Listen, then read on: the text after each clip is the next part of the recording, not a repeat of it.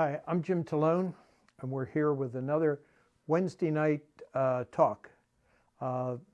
This will be the last of our talks for right now, and tonight is a repeat. Back in January, we showed Bill Dougherty's movie, Hard Times. Bill and I worked on that movie for about 4 years, and it gives a really excellent picture of what it was like to grow up in the Depression, in this case in central Pennsylvania. We're also blessed tonight in that we've got Bill's son, Craig, who's going to come and read one of the other pieces that Bill wrote, a little piece about World War II. Right now, let's just get the show going.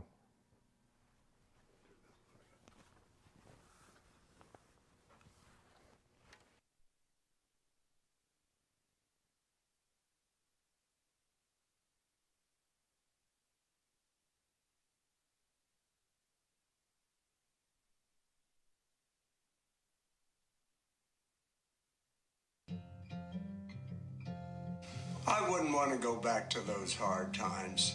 There's no joy in being poor. The longer we were poor, the more difficult our lives became. I remember one Christmas, and maybe two, I didn't get a single present. This is a story from my life.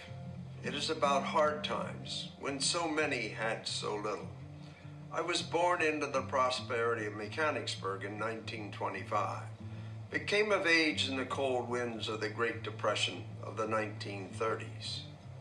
It is a story about a time that is no more. The town is still here, but great chunks of the Cumberland Valley with its pristine farmland has been sold to create strip malls, light industry, and 4-lane highways. The big Slider farm is gone. The cornfield right beside our house, where I picked so many bags of turnips, was made into a new high school. The Flegels who lived on Maplewood Street are gone. The old red brick school building my great-grandfather built has been turned into condominiums. When the World's Fair took place in New York City, it was just too far and too expensive. I was disappointed that I could not go. But I did learn to find joy in simple things, in the sweet taste of my grandma's pumpkin pie, in hearing my dad's optimistic whistling as he came into the house after driving home for hours from New York City, where he worked so hard and earned so little, and listening to my mom's beautiful singing voice as she practiced her next church solo. My story is about hard times and difficult things, but is also about those times that brought people together for survival. Though I never really knew the depth of the Depression, I learned to reach out to others by watching my mom and grandma as they shared what little they had with others less fortunate.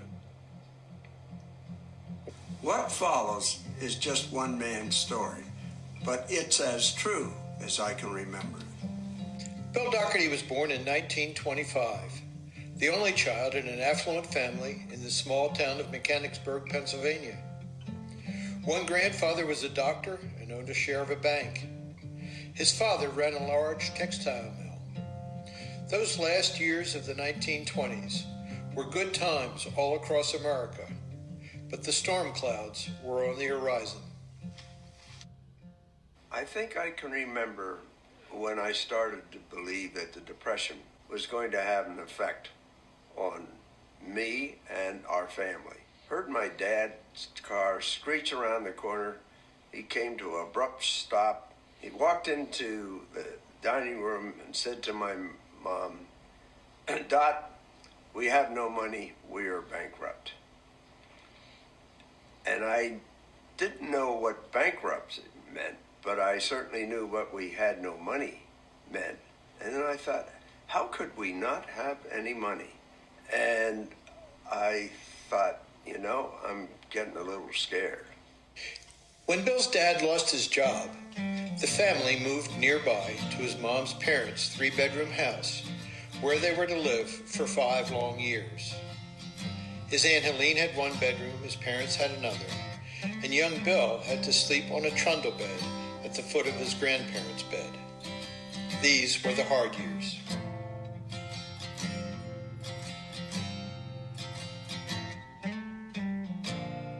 A few days later, when I was dressing to go to school in the morning, I put on my gray knickers and I looked down and I had holes in my knickers. I thought, oh no, I don't want to go to school with holes in my pants. But it was too late to do anything else, so I walked across the street and picked up my friends in the neighborhood that I went to school with, and they said nothing. But then when I got to the classroom, the bullies of the class yelled across the room, "Look at Billy's knickers, he's got holes in them." So I thought, I have to do something about this. So when I went back home, I told my mom, and she said, "That's all right, don't worry, I'll put patches on it." The next morning I got up, put on my gray knickers, and I looked down, and she had brown patches on my gray knickers. And I thought, oh no.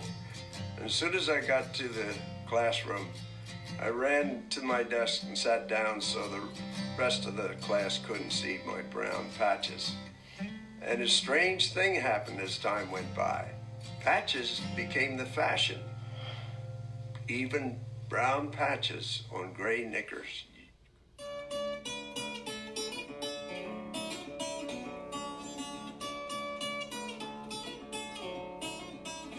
When I was 10 years old, I began to build things with a hammer and nails. A wooden plane, a box stool, a wooden bench. None of these things were very good. I just had the urge to build something. There were 5 plain wooden steps that went from the kitchen down to the landing that led to the back door of the house. On this particular day, I went down to the cellar and found an old hammer and some nails. Came up to the top wooden step at the kitchen and started to hammer nails into the step. I don't know why I decided to pound nails into my grandparents' kitchen steps, but I did. My grandma heard me hammering, came into the kitchen and said to my grandpa, "George, you think we should be letting Billy do that?" Grandpa said to her, "Kid, someday Billy will be gone, and when we look at those nails in the steps, we will remember Billy." I just kept pounding nails.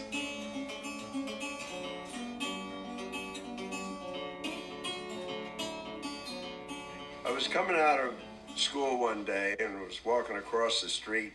I stepped on a couple of stones that were on the street, and I thought, boy, it really hurt. And I had holes in the soles of my shoes. And I thought, gee, I got to do something about this. I thought about the time that my friends and I were over at the town dump, which was a big limestone sinkhole. I spotted 2 leather baseball gloves. I thought, I could make something out of those. So I crawled down the dump by myself, and sure enough, I found the 2 gloves. Then I started to crawl up, and that was a little more difficult. I kept sliding on the junk and the bottles and the cans. I looked over to my right, and there was a big refrigerator that they had dropped from the top, and it had slid all the way down to the bottom.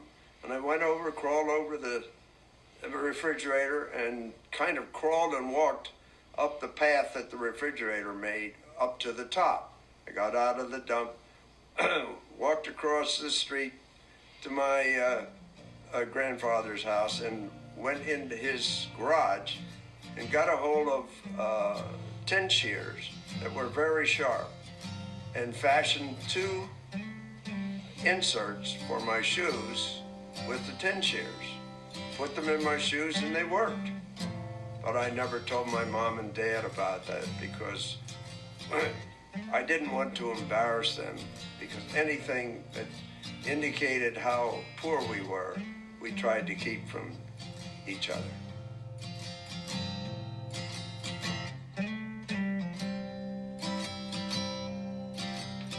When Bill came home from school, he would first change out of his good school clothing into farm overalls and head down to the kitchen for a snack. and whatever chores might await.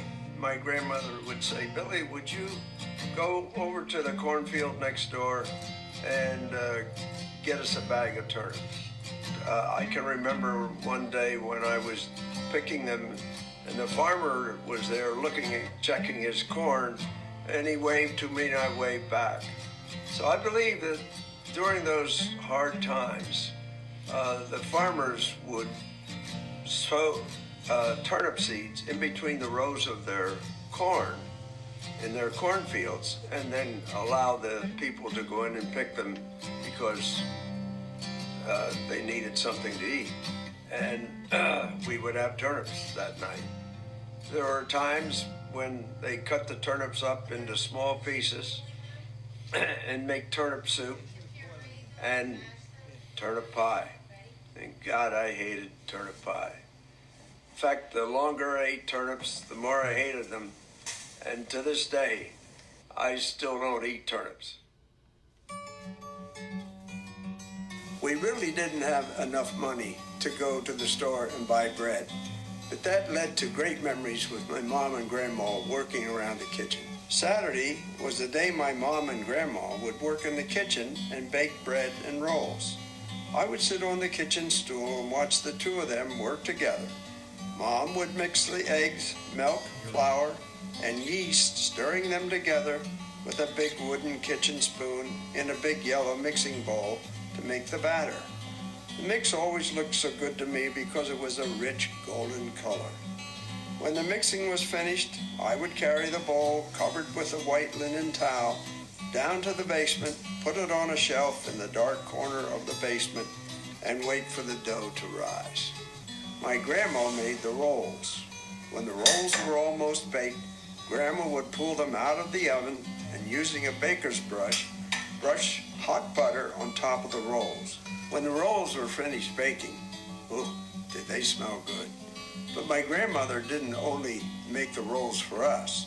She also made them for her less fortunate friends.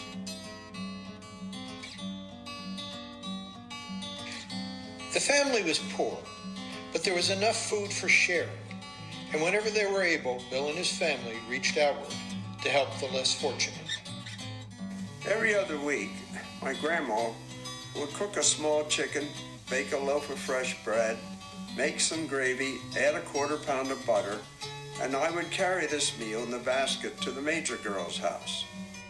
The Major girls were close friends of my grandma. They lived in a dark red asphalt shingle, gay 90s type house. The living room furniture was old, dark, walnut in color. We never stayed long at their house. When my grandma and I walked home after these visits, we didn't talk much. It was times like these that I became more aware that we were poor, but we certainly weren't as poor as the Major girls. My grandfather Dougherty was very generous in treating his poorer patients. I would ride my bicycle over to his office and pick up some medicines and take them to two sisters that lived on the other side of the town. The house they lived in was little more than a shack, and when one of them opened the front door to take the package, I could see that the floor of the living room was just dirt covered by 3 tattered rugs. It was dark and dingy inside the room, and it smelled. The sister that opened the door would say to me, "Oh, Billy, thank you so much, and thank the doctor, too." I tried to be polite, but I just wanted to get out of there. During the Depression, every nickel counted. If you could save a dime here or cut a lawn for a quarter there, that really meant something. And every coin Bill brought home was given to his mom, who saved it in a jelly jar. When my dad lost his job, my mom embroidered peasant blouses, and she embroidered them by the dozen. I would ride my bike to Mrs. Hummer's house, pick up 2 or 3 dozen peasant blouses, tied in lots of a dozen. My mom would spend hours in the sewing room doing this embroidery work by hand, and she got 25 cents a blouse for embroidering the entire neck of the blouse. She was one of Mrs. Hummer's favorite seamstress because she could sew the design on the blouse, even though the imprint was not there. My dad wasn't sitting idle either, because while my mom was embroidering all those peasant blouses, he went to New York City and got himself a sales job selling stockings. On Monday mornings, Dad would walk out of the house and down the front walk, whistling, get into this beat-up car, and drive off to his commission sales job, selling men's stockings in New York City. He would stay and sleep in a flop house in the city to save money because the rent was so cheap. A flop house was a terrible place to stay and sleep, but I never heard him complain, not once. He would try to drive home each weekend, but sometimes he just didn't have enough money to make the trip. Mom would try to scrape enough money together so he could buy enough gas to get home, and then she would send it to him by Western Union Telegraph. If she couldn't, we wouldn't see him for at least 2 weeks.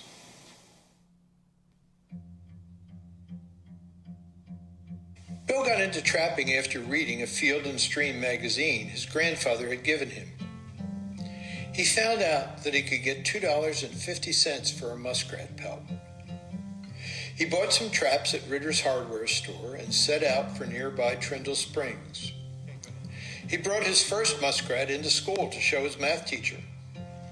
So I said, Bogey, I got a muskrat. He said, my God, Bill, he said, pull him out of the bag and show the class. So I reached in the bag and grabbed a hold of the tail and pulled the rat out. And he looked at me, he said, my God, Bill, you got a water rat. And I looked out at the class and they were all solemn. They didn't laugh. And he said, that's all right, Bill. He said, you'll get one soon. A couple of days later, I got up early in the morning, and of course, when I got up, it was 5:30 in the morning, and it was dark. I went out to Trindle Springs, checked my 3 settings again, and 2 of the traps were not disturbed, but the 3rd hole was completely covered with ground. So I knew that I had a muskrat in that trap. So I pulled and pulled and finally pulled the muskrat out of the hole, and he was a big one. And when I held him up in the trap, he tried to bite me, so I took my club, hit him over the head, and killed him. When I got to Vogie's desk, he said, what do you have, Bill? I said, I got a real muskrat this time. He says, oh, he said, hold it up and show the class. So I reached in the bag and grabbed him by the tail and pulled him up, and Vogie said, Bill, you got a real muskrat this time. So during that winter, I worked with Wayne, my friend, and we caught probably 25 to 30 muskrats. And we usually got anywhere from $2.25 to $2.75 for a particular pelt.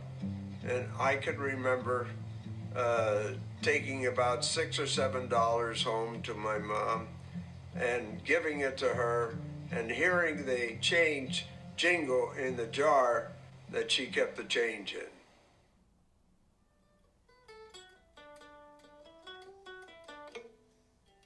October was my favorite fall month.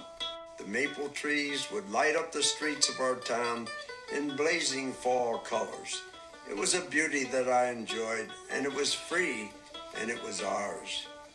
And then there was Halloween to be celebrated. Indeed, at this time of little, the ghosts and goblins and tricks and treats flourished with fun and fright, laughter and glee, and some mischief. Even the frowns of the keepers of the laws melted into smiles when they passed by the boogeyman, staring at them in the ghostly green light through the darkened curtain window. My friends and I were going to try something new this mischief night, and it would start in the graveyard at the top of Frederick Street Hill. It was dark when the 4 of us went into the graveyard, picked up 4 cannonballs from the pyramid pile at the graveyard circle, and took them back to the top of Frederick Street Hill. The first 3 balls rumbled halfway down the hill and crashed into the curb of the street. I picked up the last ball, centered it in the street, and let it go. It rolled faster, faster, past Coover Street, past Culler, Simpson, and Allen Street, and shot across Main Street just in front of Police Chief Gint Kozier's car. We couldn't believe it. We looked at each other and ran for the graveyard. Gint's car rushed up the hill, pulled over to the curb beside us, and Gint said, "Billy, are you and your friends having a lot of fun?" I hung my head and said, "Yes, Gint." He said, "Well, all you have to do is pick up all of those cannonballs and pile them up in the graveyard circle just the way you found them." We all said, "Yes, Gint." I learned a lesson that night. We had a lot of fun. We did a lot of work, and I'm still thankful that Gint Kozier was our chief of police. There were giants in young Bill's life, his parents, of course, his grandparents, his caring teachers. But one young man stood out. Strap Fowler was barely 10 years older than Bill, but that's a huge difference when you're 14. Bill looked up to Strap as a mentor and as a friend. He was a big man, probably 6'2", 6'3", probably weighed 240 pounds, strong as a bull, and he was a good man too. And he said to me, "Bill, how would you like to go with me next season and do some trapping with me?" And I was really delighted. Got on my bicycle early in the morning, it was still dark, rode down to Strap's house, which was an apartment over the garage. Met his young wife, she was a lovely gal, and we rode, probably 4 or 5 miles out to a stream that was called the Conagwinnett. We had a burlap bag with us, and we walked home maybe half a mile or more, and Strap was pulling up traps that he had set, and we had we caught some muskrats, and we were putting them in the bag, and I was carrying the bag for a while. So we got up to a shallower area of the stream, and we had to cross over to look at the other line of traps that he had set. So it was winter, it was cold, probably a foot of snow on the ground, and the ice had already started to gather along the edge of the river. And I said to myself, "Boy, if we're going to cross this river, I'm going to freeze in my legs," because I didn't have any boots. Strap had boots on. So we got to the river, and Strap said, "Okay, Bill, just get on my back and I'll carry you across." And I never forgot how I got on his back, and he just held me, walked across that river, and I can remember looking down, because the water was clear, and seeing ice that had frozen on the bottom of the shallower part of the river. He never dropped me, took me all the way across the river, and then we started to check the trapping sets on the other side of the river. There were 2 or 3 logs that he picked up, and I wondered why he picked up the first one, which was not really that large, and he pulled it up, and there was a trap on it, and there was a muskrat in the trap. But what really impressed me was the last one he picked up was a big log, and it was probably 30 feet long. He picked that thing up by himself like it was nothing. There was 2 traps hanging on it, 2 muskrats in the trap, and we put them in the bag and headed for home. And I'll never forget, by that time, I really could hardly lift the bag. He just picked up the bag, put it over his shoulder, and we walked back to the car. I didn't catch that many muskrats in that time. And I think he noticed that I was a little down. So he said, "I'll tell you what, Bill, the next time we go trapping, we're going to do something different." So about a week later, we went again, and I wondered where he was going, because he drove to a different area of the Conagwinnett. We got out of the car, drove up a lane, and got out of the car, and walked for another field or so, and came to a big swamp. And I'm telling you, it was one of the biggest swamping areas that I had ever seen around the area of Mechanicsburg. He put me on his back, and we took 100 traps into that swamp and set them. And he set them. And when he would set a trap, he'd take me over to a stump, put me down on the stump. I'd stand on the stump until he made the set. Then he'd come back and pick me up, and we'd go to the next trap.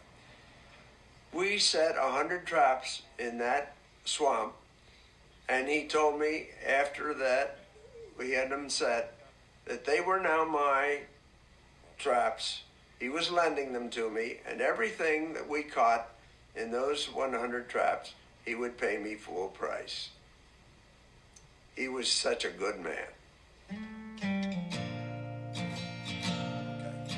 In the fall of 1938, my dad got a full-time job, and we moved from my grandparents' house to our own house on York Street. As we drove away, I looked back at my grandparents standing in front of their house, waving and wiping their eyes. Mom was able to give up embroidery to practice, play the organ, and direct the church choir. And I went to high school that year, and I was able to play basketball and tennis rather than trap muskrats. Those years flew by in a blur. I graduated in June of 1943 and found myself a week later on a troop train going off to war. And I thought, would I survive this war? But that's another story.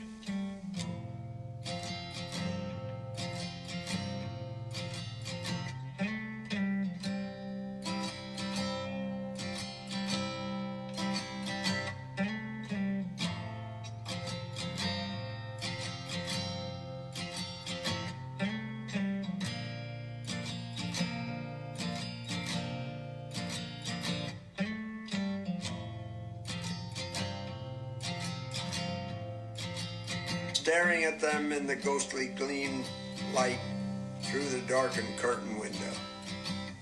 Green light instead of green light.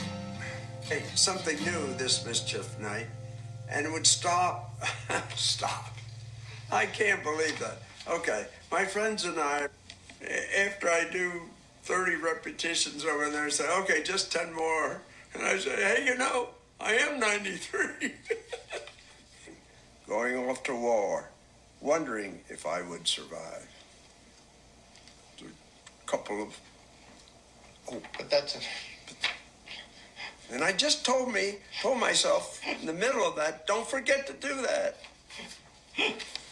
Oh, jeez, okay.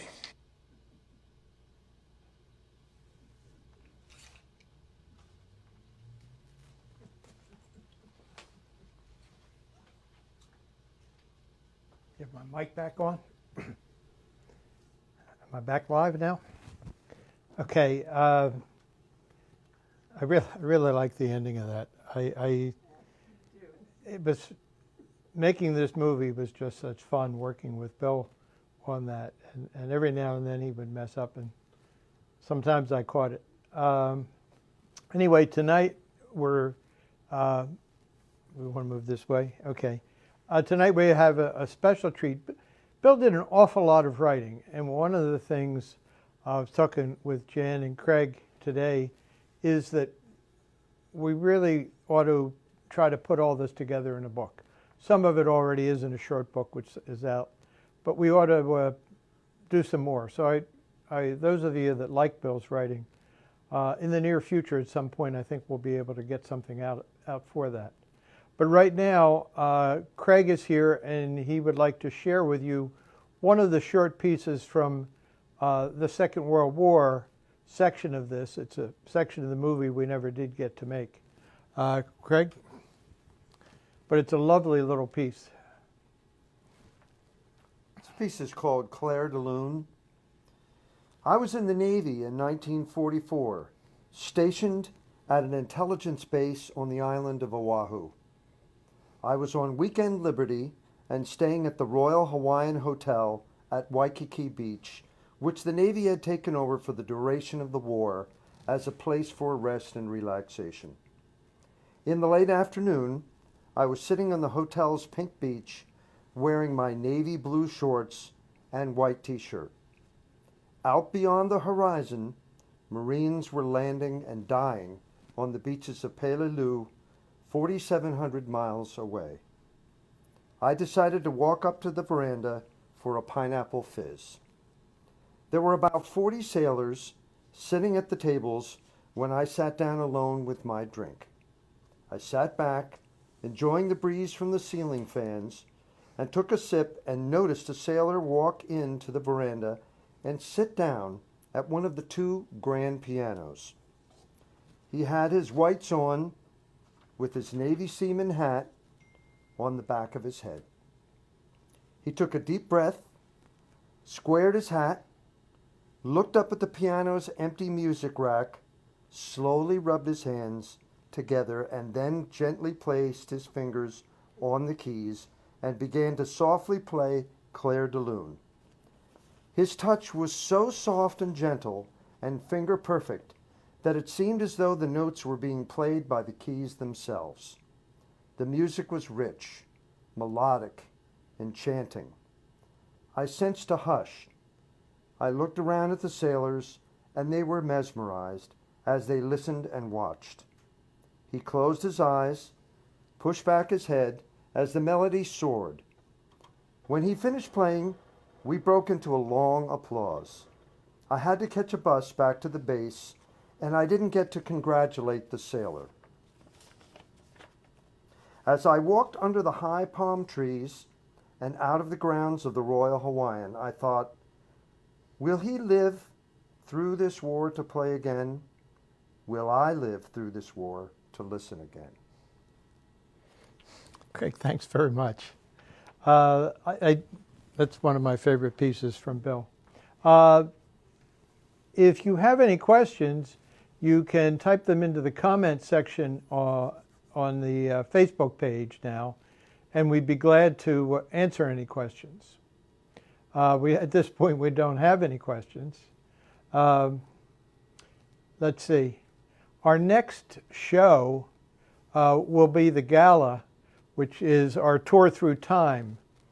Because of the virus, we can't have our Reads party the way we had hoped to, but we determined to do it digitally, and we're working on that show already with some surprises in there. One of the big things in the show is that we get to honor Bill with the Risley Prize, Risley Award. And we hope to put on a pretty good show for you. You can buy dinner with it, pick it up here, and take it home. It's from Spaghettius, and there's a couple of different options that you have there.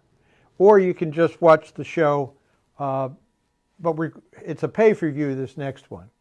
We're trying to raise money. We've lost our biggest money raiser in the Reads party, so this is our attempt to do something to keep us going. So if you like what we've been doing, please, sign up for this show. Pay your money and have a good time. Let's see. Do we have any? I think we're all set there. Then thank you for tuning in. And the next show that we will have will be that gala. It's August 26th. If you go to our, not our Facebook page in this case, our web page, stoneharbormuseum.org, you can purchase tickets there. Let's see.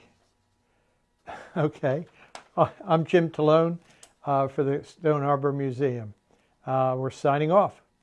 Thanks for watching.